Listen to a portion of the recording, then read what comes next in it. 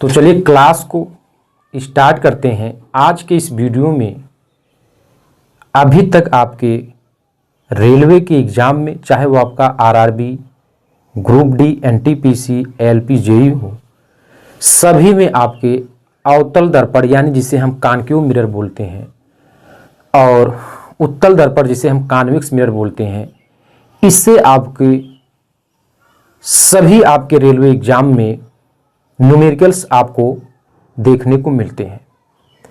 उन्हीं न्यूमेरिकल को आपको कैसे सॉल्व करना है, कब यू वी एफ का मान ऋणात्मक लेना है यानी निगेटिव लेकर चलना है और कब पॉजिटिव यानी धनात्मक लेकर चलना है। तो यू वी एफ का मान कब निगेटिव लेना है और कब पॉजिटिव लेना है, इन्हीं को सीखने के लिए आपको ये चीज़ें आपको समझनी पड़ेगी, तभी जाकर के आप एक प्रॉपर ढंग से, एक सुंदर ढंग से क्वेश्चन को सॉल्व कर पाएंगे, जो कि आपका 100% सही होगा, उसमें कोई भी गलती की संभावना नहीं रहेगी। नहीं तो आप u का मान, v का मान, f का मान निगेटिव लें या पॉजिटिव लें, ठीक है, आपको कैसे पता चलेगा। सबसे पहले आपको यहाँ पर, अच्छा इसमें आप ये भी सीखेंगे कि नेचर ऑफ इमेज क्या होता है, यानी प्रतिबिंब की प्रकृति क्या होती है, कब वास्तविक और उल्टा प्रतिबिंब बनता है, कब आभासी और सीधा बनता है, और कब छोटा प्रतिबिंब बनता है, कब समान साइज का बनता है और कब अत्यधिक बड़ा बनता है। ये सारी चीज़ें आज के इस वीडियो में आपको कंप्लीट करवाएंगे। उसके बाद आपको चिन्ह परिपाटी का नियम, जिसे हम साइन ऑफ कन्वोकेशन बोलते हैं, इसे भी करेंगे, ठीक है। तो कुल मिलाकर के आज की इस वीडियो में आपको केवल और केवल न्यूमेरिकल के लिए क्या इंट्रोडक्शन हो सकते हैं वो सभी करके बताएंगे, ठीक है। और ये सभी वनडे एग्जाम के लिए जिसमें आपके मिरर से क्वेश्चन पूछे जाते हैं, वो सभी वनडे एग्जामों के लिए आपका ये कह सकते हैं, ये आपका हम जो पढ़ा रहे हैं इसमें, ठीक है, बेसिक इंट्रोडक्शन है। चलिए अब चीज़ों को समझना है। जैसे देखिए ये हमारे पास क्या है, कॉन्केव मिरर है, ठीक है।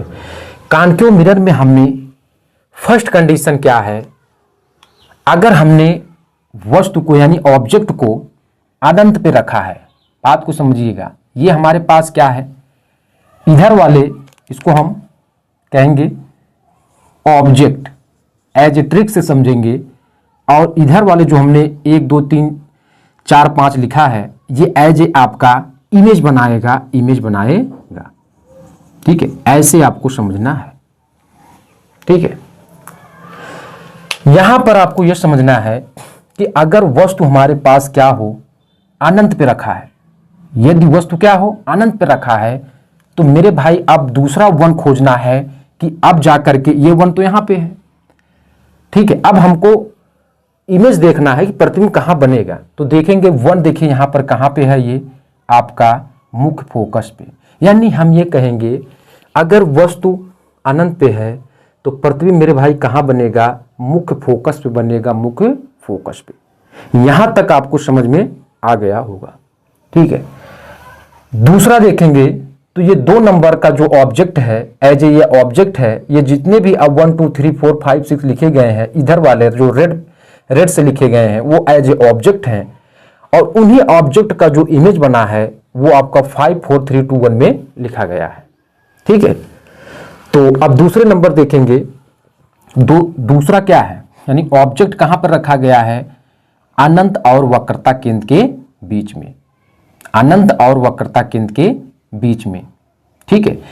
तो जब ऑब्जेक्ट अनंत और वक्रता केंद्र के बीच में रखा गया है, तो मेरे भाई प्रतिबिंब कहां बनेगा, इमेज कहां बनेगा, तो 2 नंबर आप देखिए यहां पर लिखा गया है, तो ये 2 नंबर कहां पे है, वक्रता केंद्र और मुख्य फोकस के बीच में। तो ये हम कह सकते हैं कि अगर ऑब्जेक्ट अनंत और वक्रता केंद्र के बीच में है, तो जो प्रतिबिंब बनेगा वो वक्रता केंद्र और मुख्य फोकस के बीच में बनेगा, ठीक है। ये आपको पहले समझना है, ठीक है। अभी इसमें भी ये वाला साइज हम बताएं कैसे क्या होगा, ठीक है।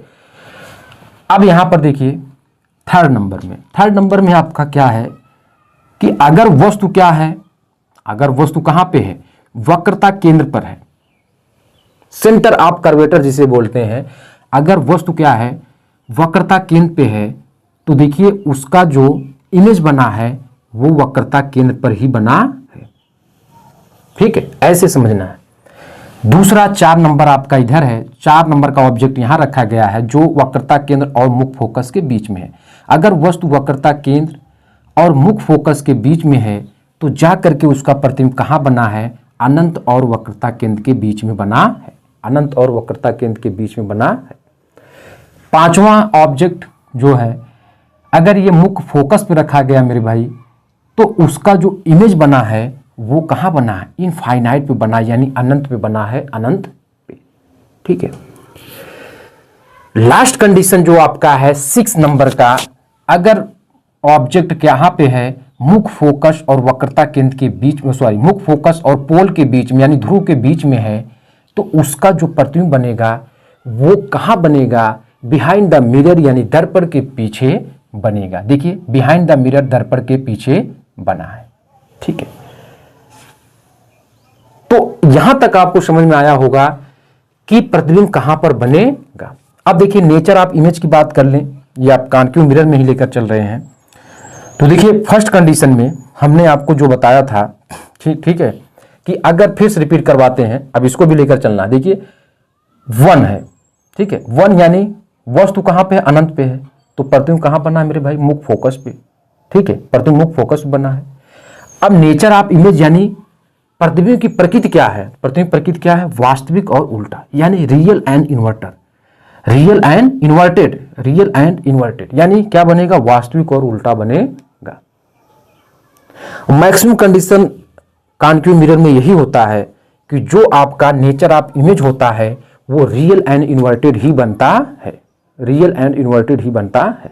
ठीक है, केवल 6 नंबर में जो कंडीशन आएगा वहां पर आपका वर्चुअल एंड इरेक्ट बनेगा। अभी उसको भी बताएंगे। ठीक है, दूसरा नंबर देखते हैं। देखिए दूसरा क्या यहां पे है कि अगर ऑब्जेक्ट क्या है, अनंत और वक्रता केंद्र के बीच में है, तो प्रतिबिंब हमारे पास दूसरा कहां पर बना है, वक्रता केंद्र और मुख्य फोकस के बीच में बना है। तो नेचर ऑफ इमेज क्या होगा, यानी वास्तविक और उल्टा होगा, वास्तविक और उल्टा होगा। ठीक है, अच्छा देखिए पहले वाले कंडीशन में जो साइज है, जो साइज होगी वो आपकी क्या होगी, अत्यधिक छोटा, जिसे हम बोलेंगे हाईली डिमिनिश्ड। और दूसरा वाला कंडीशन, ठीक है, वास्तविक और उल्टा बनेगा, लेकिन इसमें जो साइज होगी यानी इमेज की जो साइज होगी वो आपकी क्या होगी, डिमिनिश्ड होगी, यानी छोटा होगा। ठीक है, अब तीसरा वाला कंडीशन लेकर चलते हैं। देखिए तीसरा, जब वक्रता केंद्र, वस्तु वक्रता केंद्र पे है तो प्रतिबिंब कहाँ बनेगा, वक्रता केंद्र बनेगा। प्रतिबिंब कहाँ बनेगा, वक्रता केंद्र बनेगा। और नेचर ऑफ इमेज यानी जो प्रतिबिंब की प्रकृति होगी वो क्या होगी, वास्तविक और उल्टा होगी, वास्तविक और उल्टा। अब यहां पर साइज क्या होगी प्रतिबिंब की, समान साइज होगा, समान साइज। ठीक है, यानी जिस माप का ऑब्जेक्ट रखा गया है उसी माप का आपका इमेज फॉर्म होगा। ठीक है, यहां पर समान साइज। और ये इंपॉर्टेंट है कि कॉन्केव मिरर में समान साइज, यानी हम ये कह सकते हैं कि ऑब्जेक्ट जितना बड़ा ऑब्जेक्ट है उतने बड़े का प्रतिबिंब, ठीक है, बनता है। ये आपका किस मिरर में, तो ये आपका क्या होगा, कॉन्केव मिरर में होगा, कॉन्केव मिरर में। ठीक है, और इसमें यह भी पूछ लेता है कि वो वस्तु कहां पर रखी होगी, तो वो वस्तु कहां पर रखी होगी, सेंटर पे रखी होगी, जिसे हम बोलते हैं सेंटर ऑफ कर्वेटर, यानी वक्रता केंद्र पर रखी होगी। 4th नंबर में देखते हैं।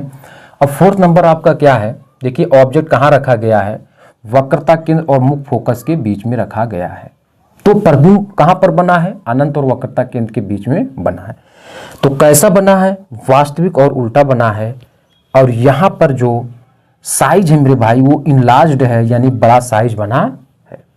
ठीक है, 5वें नंबर का कंडीशन देखेंगे तो जब वस्तु मुख्य फोकस पे है तो उसका जो प्रतिबिंब है वो कहां बना है, अनंत पे। देखिए 5 नंबर यहां पर है। ठीक है, तो हमने आपको पहले बताया था कि इधर जो होगा रेड वाले वो ऑब्जेक्ट, और इधर जो ब्लैक वाले हैं वो आपके एज ए इमेज बना रहे हैं, इमेज। तो 5वां आपका क्या है, अगर वस्तु मुख्य फोकस पे है तो प्रतिबिंब आपका कहां बना है, इमेज, वो अनंत पर बना है।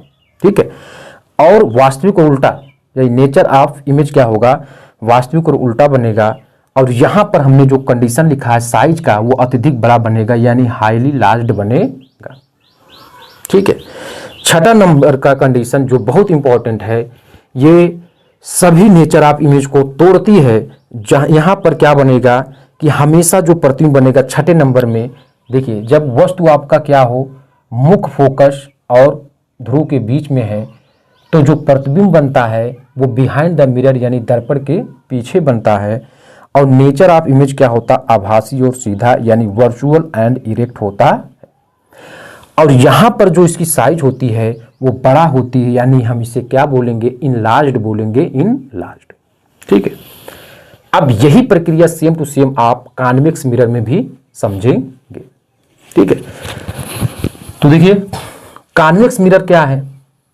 ठीक है। कॉन्वेक्स मिरर में देखिए यहां पर हमने जो फॉर्म किया है, देखिए ये एज ए हमारे पास क्या है, ये ऑब्जेक्ट है। ये ऑब्जेक्ट जो हमने 1 2 लिखा है एज ए ये ऑब्जेक्ट है, और इधर जो 2 1 ये है, ये हमने एज ए इमेज आपका बना है। क्या बना है, इमेज बना है।